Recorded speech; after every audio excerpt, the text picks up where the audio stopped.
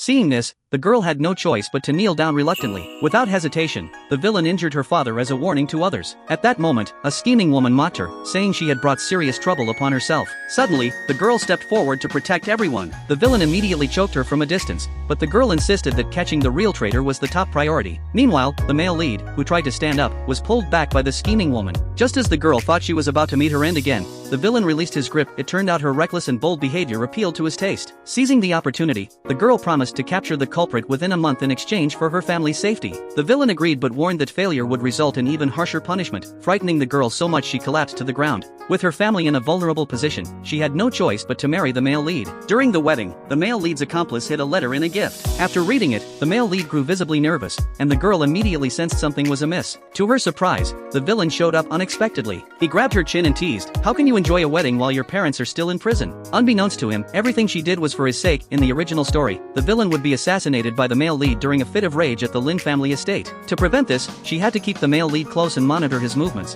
though she couldn't explain her true intentions. Irritated, she urged the male lead to proceed with the ceremony. But just then, the system suddenly announced that her mission had failed and she would be eliminated. In a desperate move, the girl pretended to faint during the final ritual, praying for another chance. However, the system coldly informed her that all revival opportunities had been used up. When the male lead leaned in to give her CPR, she startled awake. To avoid dying in the first chapter, she quickly turned her gaze to the villain. In front of everyone, she rushed into his arms and coquettishly said, "I was about to marry someone else. Does that not bother you at all?" Faced with this sudden scene, the villain angrily told her to leave, but the girl relentlessly showered him with sweet words, leaving him no room to speak. She knew full well that leaving meant certain death. The crowd deemed her behavior absurd, and the guards moved to seize her. In an instant, swords were drawn against her. Terrified, she clung tightly to her mission target. Just as the scheming woman thought she was doomed, the villain suddenly pulled her close, smiled darkly, and said, "Since you're so devoted, come back with me."